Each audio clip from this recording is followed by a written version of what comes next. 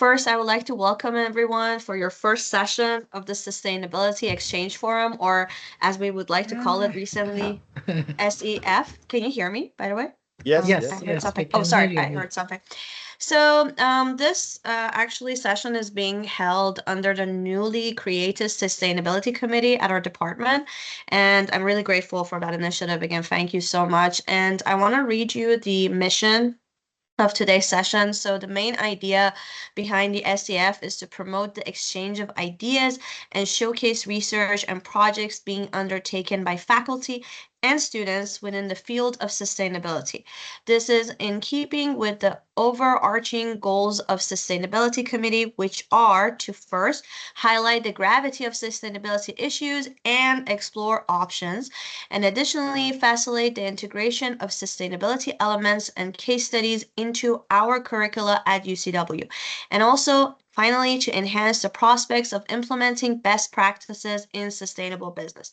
Now for today, we have our very first session, and Dr. Uruj, who is the associate professor and also chair of the Sustainability Committee, will be doing a presentation for us. We know that he has a very long history and decades of career in sustainability. Here is listed 2 decades, but I mean he's too young for 2 decades, but let's just say that.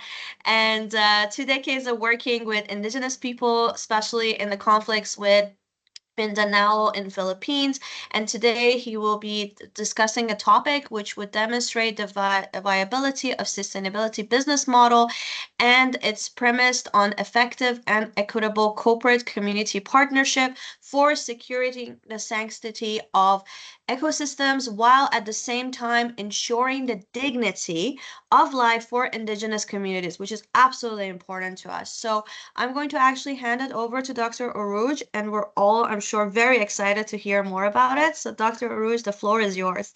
Thank you. Thank you. Thank you, Dr. Farnoosh. Welcome, everybody. I'm so glad everybody could make it. So better connectivity, I'll have to turn off my camera because my connections are fluctuating right now. I hope that's okay, and I'll move to the screen share.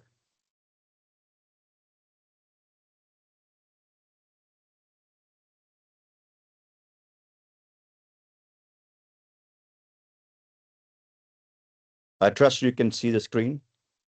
Yes. Yes. Okay. Yes, we can see. Yes. The presentation is titled Innovations in Sustainability Business Models for Conservation, that is ecosystem conservation and watershed conservation, as well as economic development through livelihood creation. And this is indeed a case study in the Philippines with indigenous people in the conflict-affected area of Mindanao. The outline presents the context, the landscape that I will paint, and where these people live and their precarious circumstances, the strategic approach taken for developing the model, the sustainable development goals, the model itself, and last not least, the impact. This is a map of the Philippines over the last 125 years, how forest degradation has taken place. 70% forest cover in 1900s, dropped to 34% in 1970. In 2000, it was 3%. And today, it's more like only 2% virgin primary forest cover. I would like to just briefly explain to you why forests are so important. As clouds are formed over warm oceans through water evaporation, they blow inland. They must strike a temperature differential of about 10 degrees centigrade for the rainfall to come down through condensation. But if these clouds are to drop, they need that forest for the temperature, with the temperature differential. If these forests are taken out, these clouds will simply blow away. There will be no rainfall, no water for drinking, for hydropower, and indeed for irrigation and agriculture production. By the same token, these forests provided a very important buffer for erosion, soil erosion, and siltation, and so on. If this forest is not there, you will have situations like this. El Nino, La Nina. Too much water and too little water. The phenomena of climate change. Not only agricultural land, but cities will be drowned. This is actually what happened 4 or 5 times during my tenure when I was very active with the foundation in Mindanao.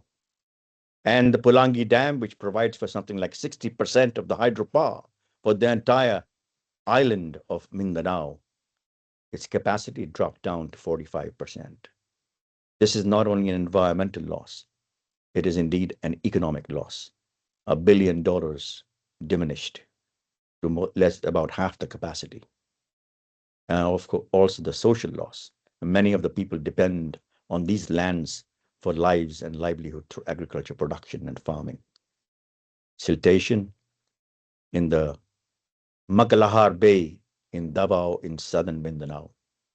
Death of coral reef also means drastic reduction in fish catch, on which millions depend.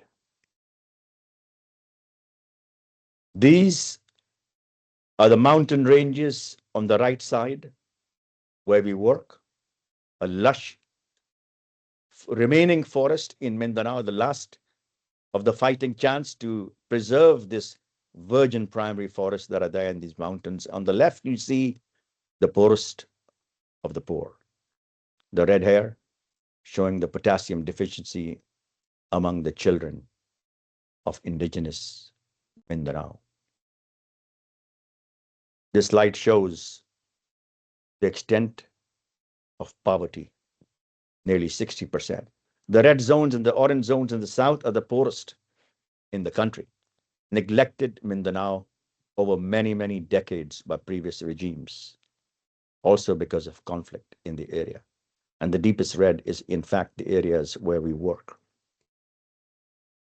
Poverty creates social unrest and indeed increases the armed conflict. On the right-hand side, you see a truck of the famous company Del Monte, the pineapple and banana producer.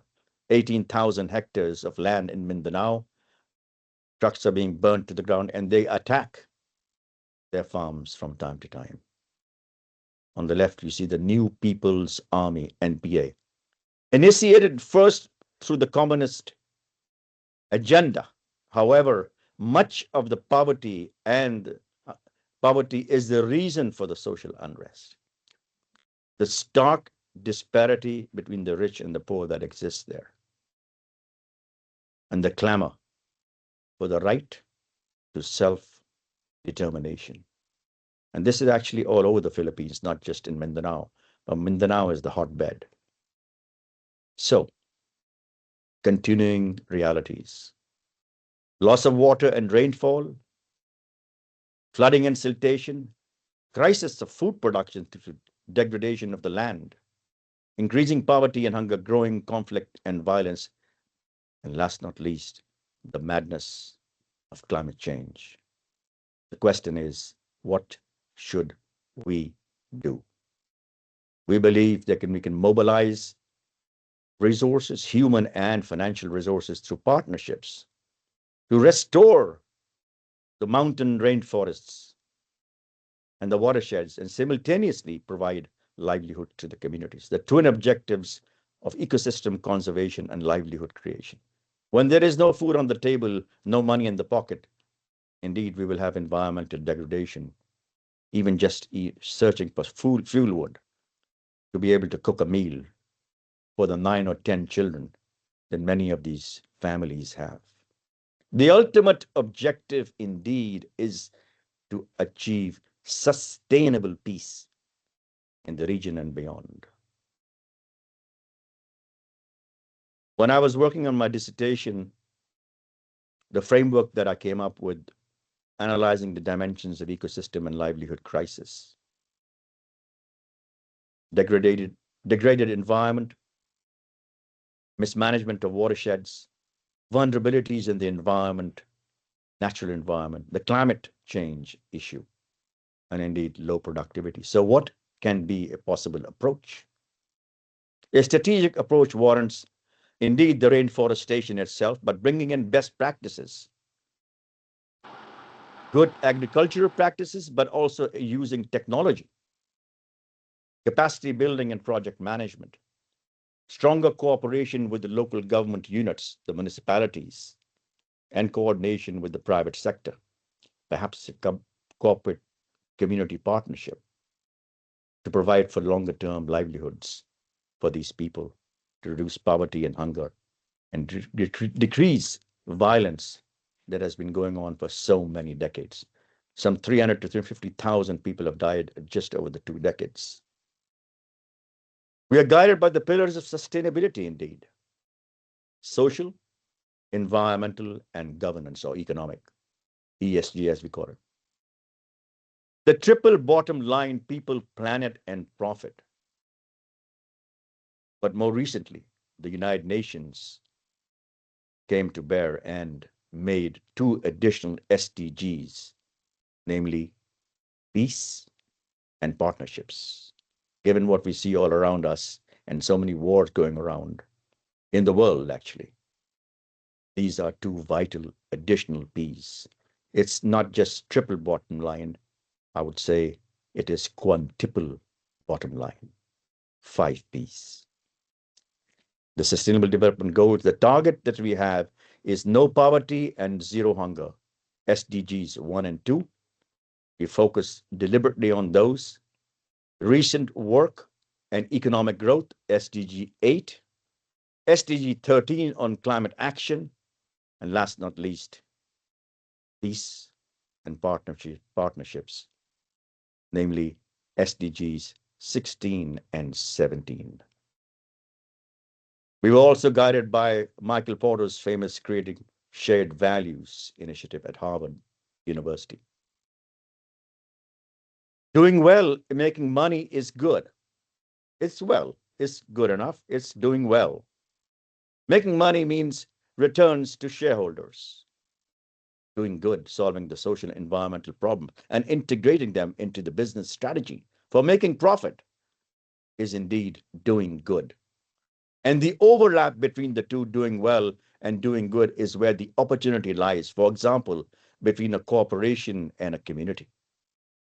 What are those opportunities that we work together on to develop an effective and equitable corporate community partnership, and bring in the public sector as well to help out as needed, whether it be the construction of roads or providing potable water to the communities or what have you. This is a map of Mindanao. Large zones that are still remain to be developed, agriculture lands. Philippines is food deficit. Most of the production that comes to the rest of the Philippines comes from Mindanao. 40% of the food production comes from here. And some 50% of the exports, and yet there are remaining lands. The population density is half.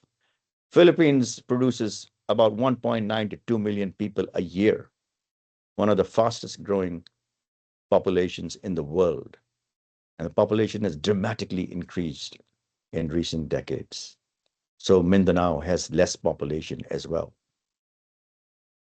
These are the different mountain ranges where we work. I came up with the smart marketing term called PEARL, or Program for Equitable Advancement of Rural Livelihoods. PEARL. The pearls are not for sale. The pearls are indeed for investment.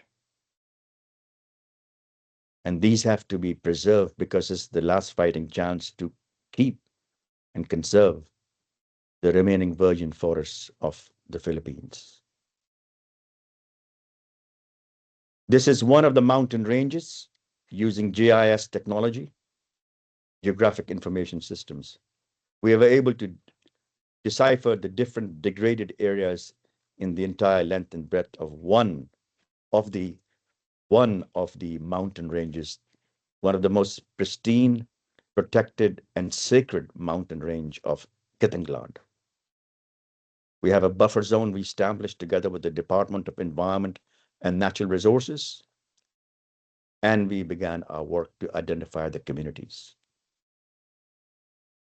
These are very poor communities living in the mountains. By engaging them, we can find out what technologies they are using, what indigenous knowledge they are applying for farming, what kinds of income levels they have, how many people are there in the family, et cetera, so we can design our program around them, taking into account the indigenous traditions and values and customs that they have, something that is often missed by many who enter ancestral domains of indigenous people. And thus, this causes a lot of tension. We can say that for Canada as well, for the First Nations and other indigenous tribes who live here. Again, using GIS, we want to find out in which part of the Kitengland is the degradation, how much it is through GIS mapping. And we can determine the catchment areas in different parts of the mountain range to know which communities are dependent on them, including the private sector, such as Dole or Del Monte or Unifruti, and so many other companies that operate here with thousands of lands that they develop for their bananas and pineapples and other kinds of crops. By doing so, we know the extent of the denudation in the entire mountain range. And when we enter, we know exactly where to go to be able to rehabilitate together with the indigenous communities. In this mountain range alone, the color codes show 13,000 hectares of land that has been degraded. And this degradation is encroaching. It encroaches from one part to another and destroys the entire area. And we have a chimney effect from the burning that come from days of La Nina, when there is not enough rain and too much drought, and the soil in the forest is dry. An important principle we have to follow is the whole methodology to do with free, prior, and informed consent. A very, very important tool for consultations with the indigenous communities. Again, in Canada, we've seen this not being practiced well, and many corporations have gotten into a lot of trouble with indigenous tribes because they did not follow the FPIC. In the case of Mindanao, indeed, the whole aim is to minimize the adverse impacts, take into account the cultural practices and rights and values of the indigenous people when we enter, go through a series of rituals and celebrations with them to be able to accept and agree upon a methodology that we'll follow, the cultural acceptability, the cooperation and partnerships that should be defined and written down, and partnership agreement signed with them, and last, not least, monitoring and evaluation to secure accountability. This is done to provide ownership, the partnership, and the leadership by indigenous people. It's not easy to work here. Many, many challenges, difficult roads. A working sustainable model comes out first by looking at what is it that the big companies are doing, like the Cargills and the Monsantos and DuPont of this world, but they've made billions and trillions of dollars in profit. There are four main things that they do well. Technology, bringing best technology to bear, and in this case, making sure those technologies fit well with the indigenous technologies that are used on the ground with the indigenous people. Process management, ensure the process is managed properly in terms of the production and harvesting. The quality is controlled, and there is access to markets. And this is where we played a role of an interlocutor, the honest broker, for bridging the production of indigenous people with the markets and ensuring the prices are fair to them. The model then emerged as such. It began with values and leadership transformation. This is a values program so that make sure that people have discipline to come to work on time. They do what the task is assigned to them. There is no stealing and corruption going on. These principles are also enshrined in the sacred compact that we have signed with them and the partnership agreements we have organized with them. Community development planning, together, in fact, with the LGU, to see what else is needed in terms of infrastructure. Food security, meaning food on the table. The crops that they grow, we help them to grow them better and perhaps in more organic ways as well. Sustainable livelihood development, meaning livelihood, meaning disposable, sustainable income, money in the pocket, so they can spend for the health of the child when he gets sick or the education of the children. And last, ecosystem conservation, 5 pillars of the model in terms of the business framework. An aerial photograph shows how rehabilitation has been done in some of the areas. In this case, this was a mined area, before and after. The engagement with the communities is painstaking.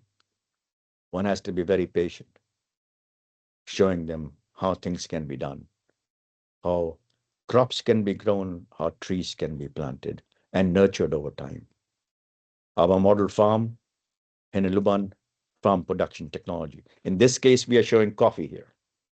Coffee is the main crop that we grow with the indigenous, among other crops, which is their food on the table for the nutritious diet.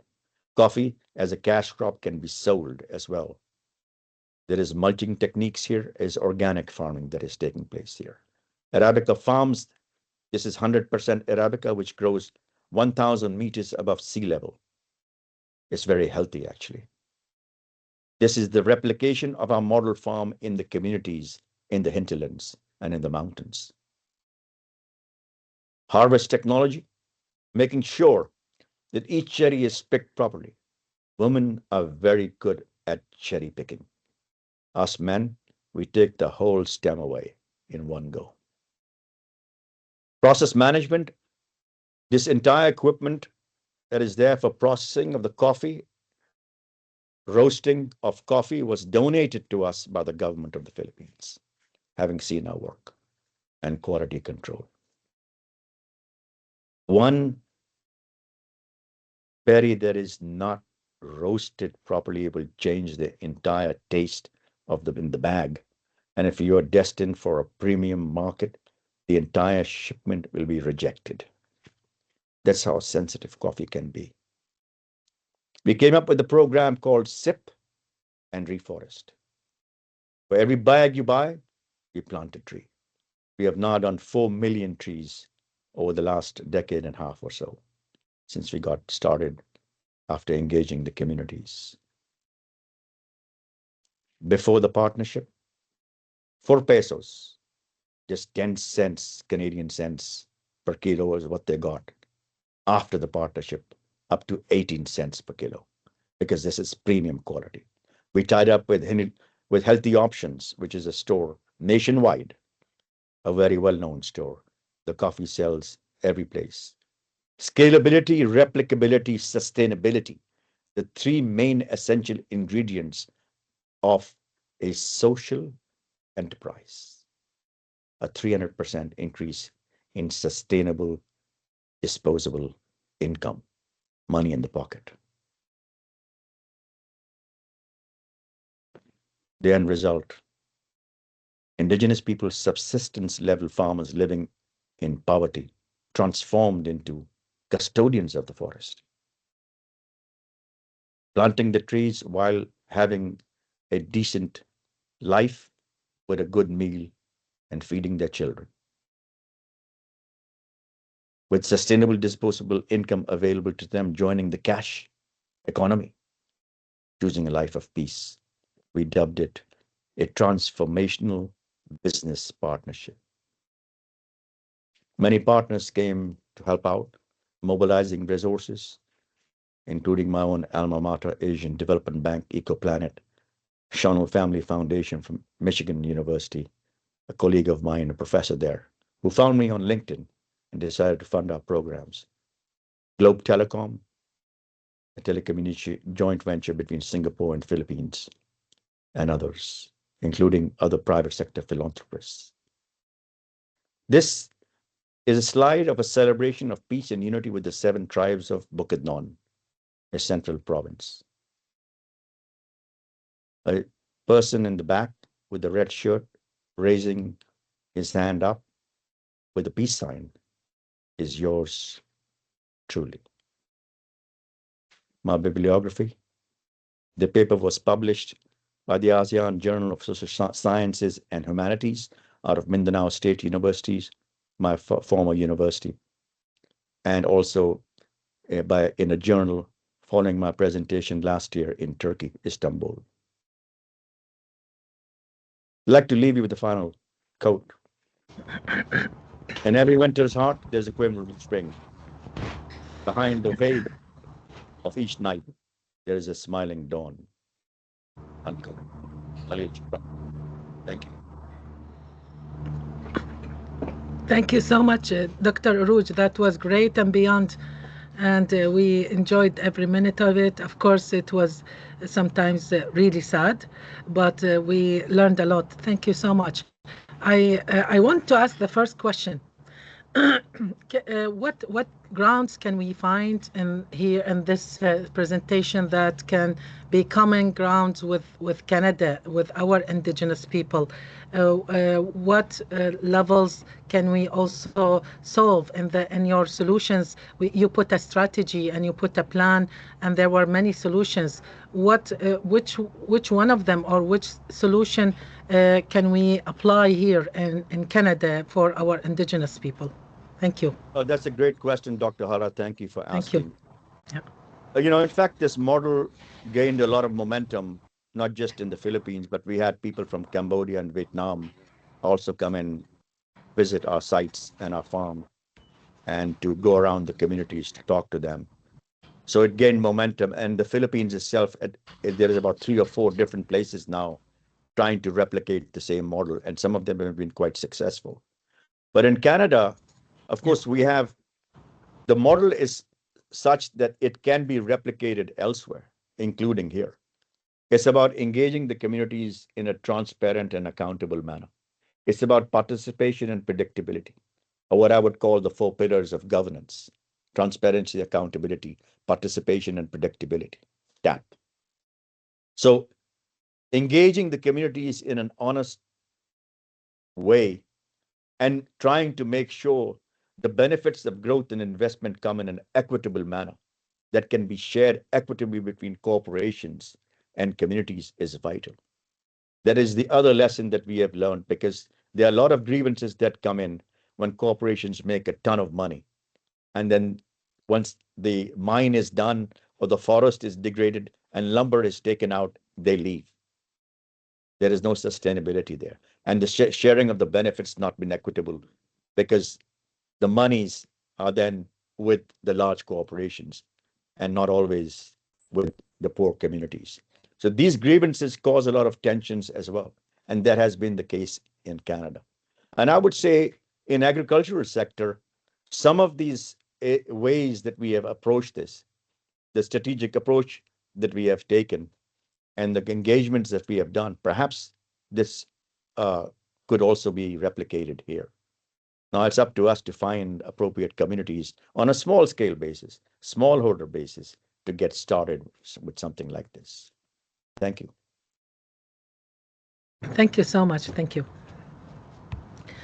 Anyone else? Yeah, yes, Dr. Iqtidar.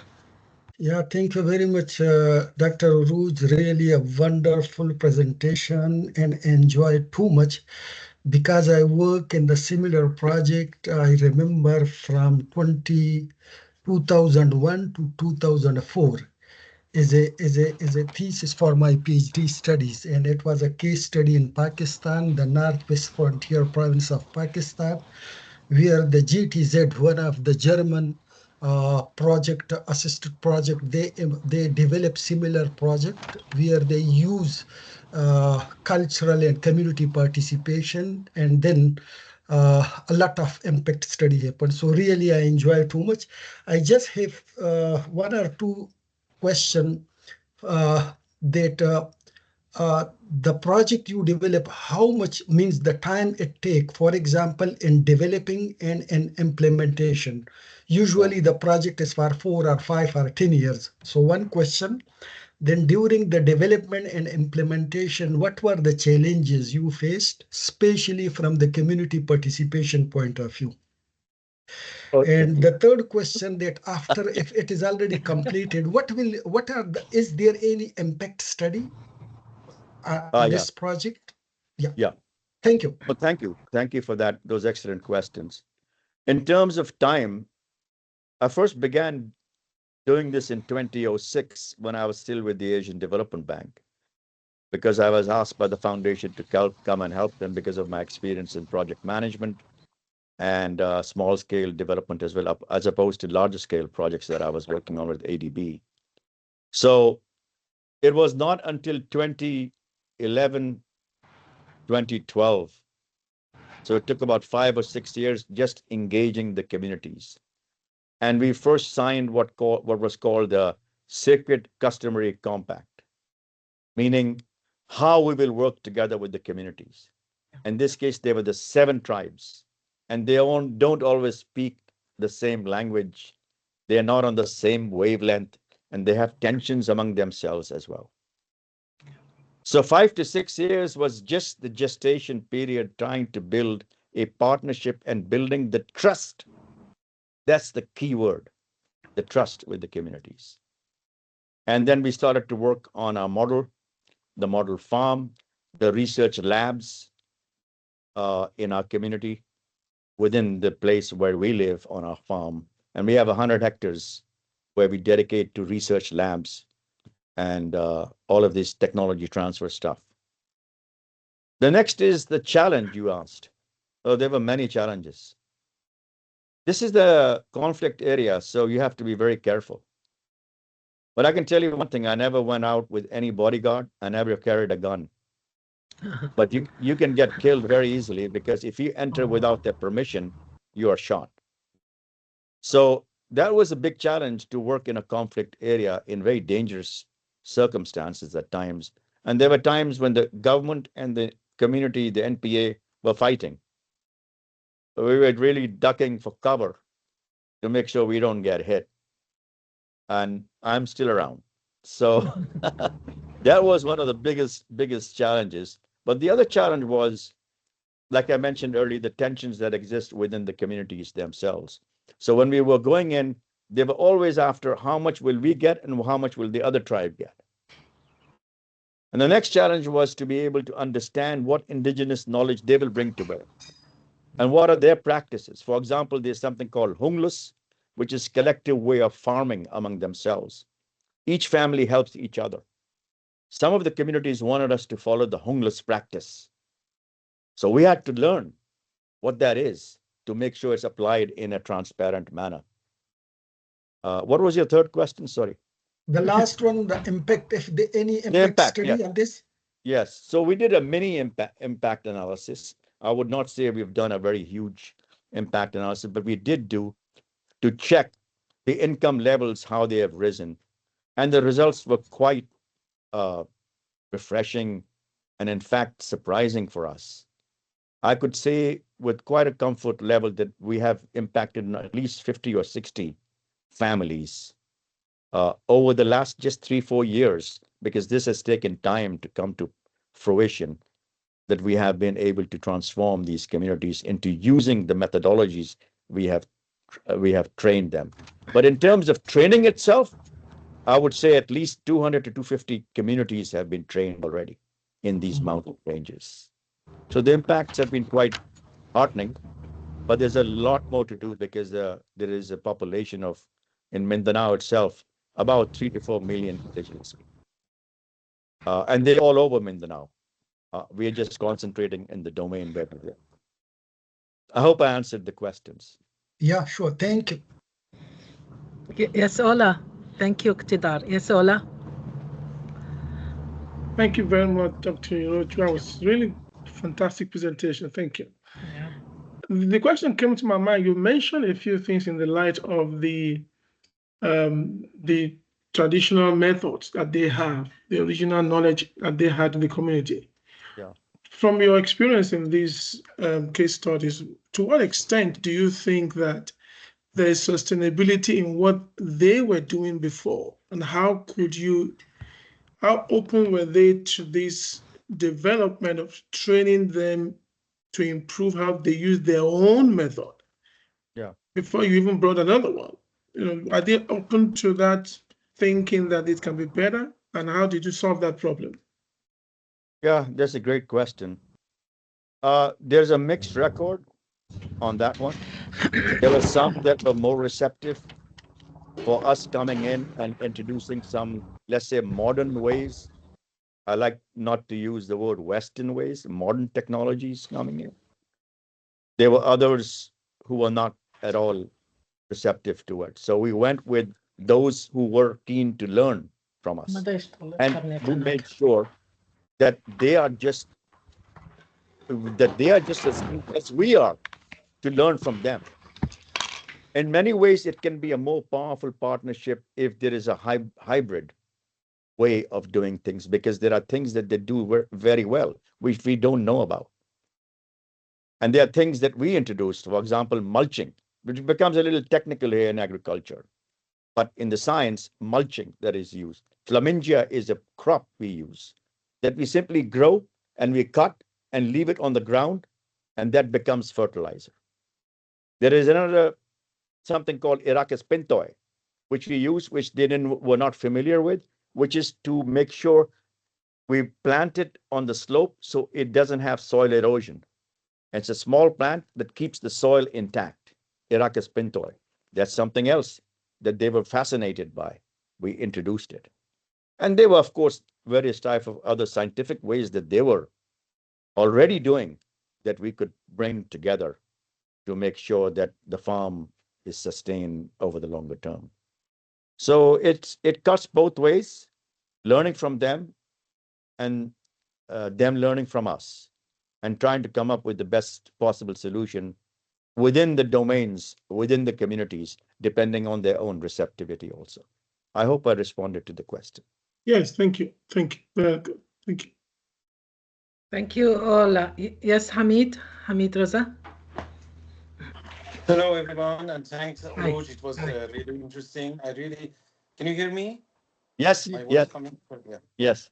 I really Yes, we enjoyed can hear because you. you could bring in some personal spice to that, and it's really unique occasions that normally we just describe or perhaps instruct things to do, but for you, you have a real first-hand experience, and the way you provide your presentation is more like a storytelling, and the narrative is strong. And of course, with the visual aids, that's make it very strong. So it was very good. The question I have is regarding the problem makers. I think that those businesses which actually first in place and they cause this problem, how did you deal with that? I mean, as far as we name you as a solution providers, you have been backbone by some founders and some people. Meanwhile, the bad actors are still in place. And is that a kind of conflict, or how do they contribute? How did you contain them? Has they ever reached you, help you, support you? That's the idea. I want to know more. Thank you. Thank you, Hamid. That's a really great question.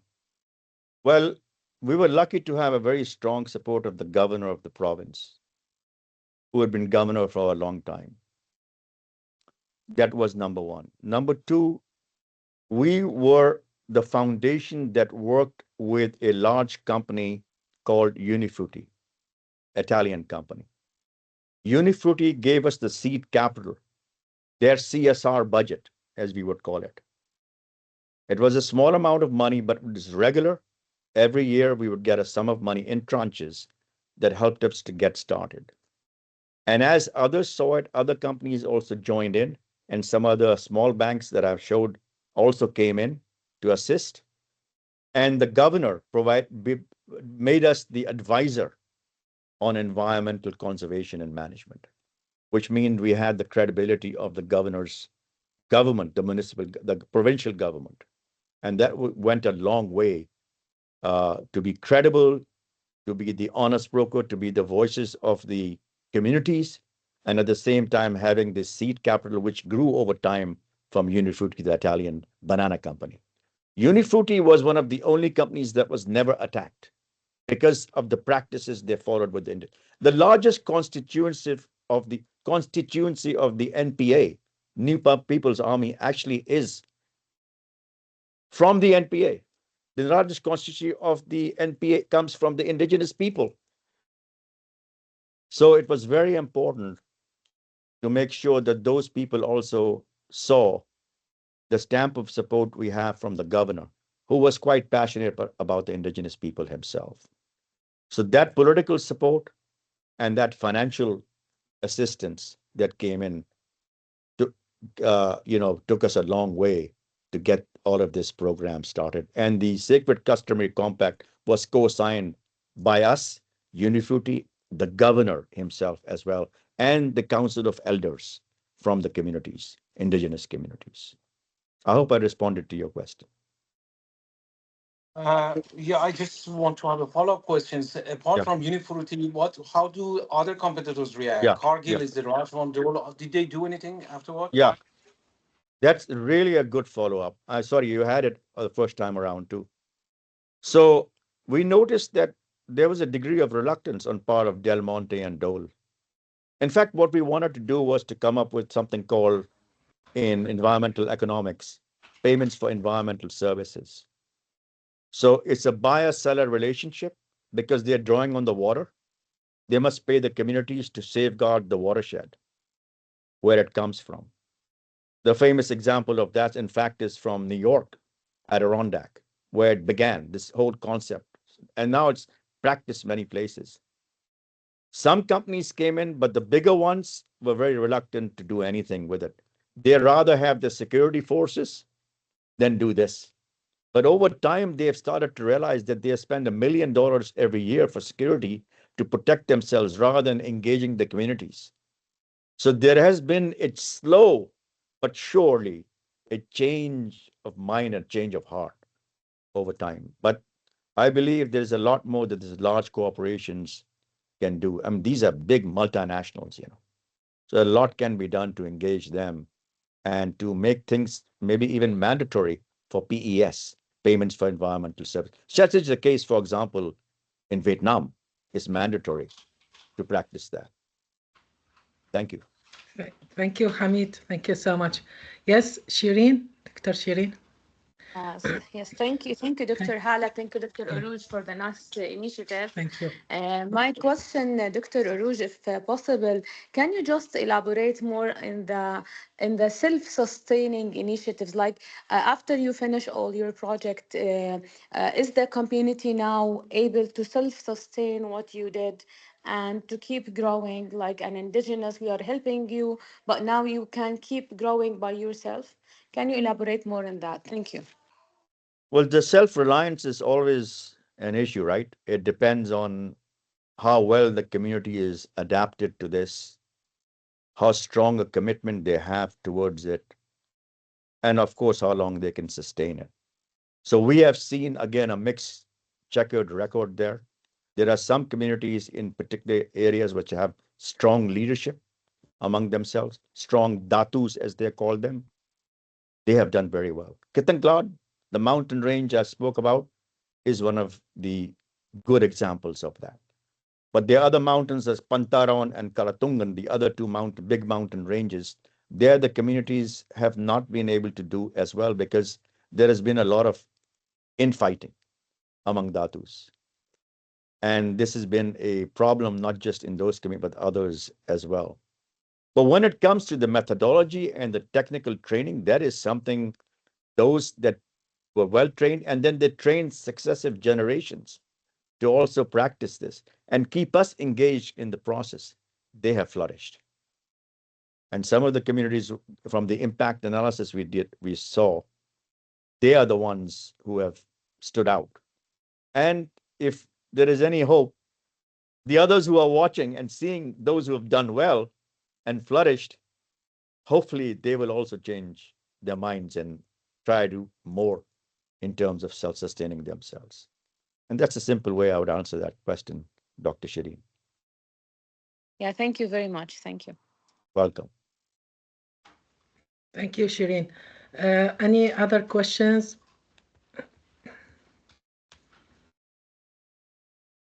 More questions? I would like to ask a question, Dr. Uruj.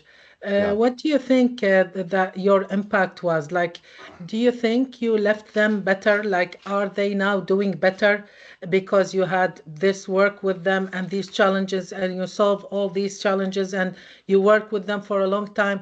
Did they improve in a way that they are doing better now after these years, you know? I would like to think yes, but the foundation itself has gone through many challenges. There have been change of leadership. I joined the academe after about 9 or 10 years with them, and that was already my second transition. Others have moved on, new people have come in. The concentration of the foundation is now mainly on permaculture, which is a sustainable agriculture business practice, regenerative and redistributive. Those of you know about, self-sustaining, circular economy, basically. So now that we are less focused so much on rainforestation, but more precisely on permaculture, agriculture, so the engagement has not been as deep as it used to be, particularly when the days I was there, from about 2009, 10 to about to 2016, 2017, thereabouts, till I came into the academe. So I would say those that have continued to grow trees on their own and realize the importance of the watersheds and the critical need to have the forests for the rains, they've got it and they are doing it on their own. But those that are still surviving to make ends meet, living hand to mouth, so to speak, where they have not been able to continue their agriculture, farming, production, and so on, of course, the violence continues in those areas too. The interesting thing is that through my research, I found out from the family of 8 or 9 or even 10, at least 1 or 2 people are on the other side of the mountain, which means they're carrying a gun with the NPA to be able to survive because they're given a stipend. And that's the money they use to send to their families to be able to buy food and put food on the table. So it is what it is. Again, I would like to hope that there are other NGOs and civil society organizations, community-based organizations, come up and do more of this together. And this is one way to address not just poverty and hunger, but provide for sustainable agriculture practice and bring peace to the region.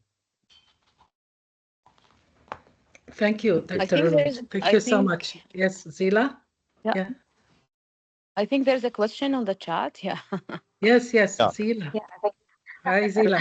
No How worries. are you? Probably wasn't the best place. Yeah. Thanks for the great presentation. Yeah. So I'll just ask my question. Maybe the first part is more of interest to me, just like, now looping back with the SDG requirements, or basically how to, progress is going to be reported. So I'm curious about that part as well. And then if we will have time, there's a second part of the question, which is in the chat box on, what inspired you other than, or what similar studies were in place at the time that you were conducting this? No, thank you, Zila, for that question. UN is familiar with our work, and UN people have also come and seen this work. As far as reporting through UN or other organizations for the SDGs, we haven't done so. We are a very small organization, but we are hoping the likes of GIZ, USAID, to the extent they are still viable and operational in the Philippines, ADB and others can also help to report this. There are other organizations that are doing it, but there is no such model that they are following as we came up with. In fact, this model that we developed is being replicated, as I mentioned earlier, by some others as well. modified as appropriate for their own needs, because the lands are different, the agriculture terrains are different, the mountain ranges are different. Some are flat, some are big uh, uh, areas of mountains and slopes and so on. So it all depends on where they are operating. But there are even people in areas, coastal areas, that have come here and learned from us. And we've gone to them and seen what kinds of practices they have. But yes, it's a fair question. Somehow this needs to be collated and consolidated in a way and shape that it can also be reported to the UN to track the SDGs. Thank you for that question. You had a second part? Yeah, just it was like, okay, now how things inspired you to avoid reinventing the wheel, or how did you ensure avoiding reinventing the wheel? What inspired us basically is that, to be honest, at a personal note, my life has been all about development and peace. And the last book that I edited and wrote a chapter on governance was called Development for Peace. And I believe that development doesn't always have to come first. Peace can also come first by engaging these communities and understanding their predicaments. You need to lay the ground with these people by engaging them to be able to understand the dire circumstances and what is the reasons for the grievances and the disparities that exist. This can be brought into a much bigger debate on what we are seeing around us, the huge income disparities, and the total disregard for the environment, the natural environment. So that inspiration was always there, that motivation was always there after some 25 years of service at a development institution. And I really wanted to go grassroots even more. An opportunity came and I took it. Although I was wanting to go right away into the academe 15 years ago, but it didn't happen. It happened only 7, 8 years ago when I came to the academe. But half the time I've been out has been spent there, and the other half now has been here. So it's a bit personal, and it's very I'm very passionate about these things, and that was the inspiration. Thank you. Great answer. Thanks. Yeah. Thank you so much, Sheila. Yes, Sujata. Yes, hi. Yeah. Hi everyone. Hi. Can you hear me? Yes, Yes, we can Because hear you. I Yes. have to reduce my voice. Sorry for that. Really, Dr. Uraj sir, it was a very wonderful presentation, Thank you. and this project changed the lives of the people. I'm Yeah. so happy and excited. So in Canada, if we wanted to go for like such type of projects, I Yeah. have some idea and all. So who are the funding agencies? How we have to apply for this project regarding the proposal? Whom to like? I don't have any idea. Will you please, okay, guide us how we can proceed further to do something great for this indigenous communities in Canada? Sujata, Because thank you. I Yeah. feel that Yeah. poverty eradication that Mm. is needed here. So please help us so that we will join together and we can do some work regarding this. Thank you, sir. No, Sujata, thank you very much. That's a very good question, very practical. So we've just started the sustainability committee, and we are still accepting members. We have 7 or 8 who are quite active now. It's just been a month we got started. So anybody is welcome to come in and help us. This idea about doing projects on the ground is really an excellent one. I would like to find out where these communities are, which communities we can engage in British Columbia to start with, maybe in and around Vancouver to start with, perhaps start with the easy wins, locate those communities and start to engage them and see what practices they are doing, whether be it agriculture or any other areas. For example, there are companies coming in for mining. or hydropower or whatever you, and these communities are becoming a little nervous about it. And now with the impetus on hydrocarbons, oil and gas, and mining, this will accelerate. And many of the pristine areas that are remaining with the natural wealth, minerals and oil and gas and so on, are in the domains of indigenous people, First Nations in the country. So there will be pressure. It's good timing for us to also start to see how we can be voices for them and try to do something together with them. As regards funding, we have just joined the Sustainable Development Solutions Network as a university. And the idea of this committee is also to see where we can connect with the SDSN. The hub for that is ORS, so I work very closely with Stuart Fast in helping us to join through our application and so on, so we are in. So we need to see if SDSN can fund certain things, and they have some funds available, although small. But there are other sources, such as Global Affairs Canada in Ottawa, which used to be called Canadian International Development Agency, CIDA. There's also Export Development Canada. There are other smaller organizations and philanthropists who actually fund these kinds of initiatives as well. It's a matter of getting organized to see how we can give more impetus to the sustainability and indigenization nexus by finding projects on the ground. So in our committee, we do have this as a priority. Apart from the seminars we'll do and the guest speakers we'll bring in, the industry experts we'll bring in, and other things that we'll do, we do want to find out where we can start to engage in a small but meaningful way indigenous communities here in British Columbia.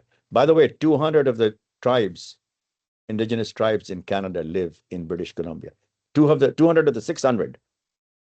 There's a large indigenous community in British Columbia. So there's plenty out there that we could do together with them. Thank you. Thank you, Dr. Burrit, sir. I really appreciate it. I'll connect with you. Thank you so much. Thank you, Sujata. Thank you. We are now at almost 4:30. Yeah. Hara, I don't know if others have other commitments. Yes, sure. Thank you so much, Dr. Arooj. Thank you, everyone, for attending. Dr. Arooj, this was really inspiring, and I mean, we are leaving the session with so much knowledge now, and we learned a lot, and we want to participate as well in what you're doing. We want to do something like you did. We all inspired. Thank you so much, everyone, for attending. We encourage you to participate. We have this every month, the Sustainability Exchange Forum. We encourage everyone, if you want to participate, any idea or experience or research or paper, anything you want to share, this is a forum to share your ideas, to learn from each other. Thank you so much, everyone. Thank you. Hope to Dr. see you Hara, again. Dr. Hara is our vice chair. May I just ask our vice chair of the department to say the final word? Dr. Farnoosh. I saw your heart. I saw your heart. Of course, sure. Actually, I wrote it in the chat. But I saw it. yeah, so thank you so much again for this wonderful initiative. Again, Dr. Arooj, and also the Sustainability Committee. I was expecting great, but this was far beyond my expectations. It was a wonderful start, a big start, and I'm sure that it was very inspiring to all of us. Thank you so much for your initiatives and the great work that you have done for the community, and also what you have started. So I'm looking forward to seeing more and more from our other faculty, and hopefully we can bring it to Canada. So thank you so much again for everything. Thank you. Thank you, everyone. Thank you, Farnoosh. Thank you. Thank you, everyone. Thank you all. Bye. Bye-bye. Bye-bye. See you later. Bye.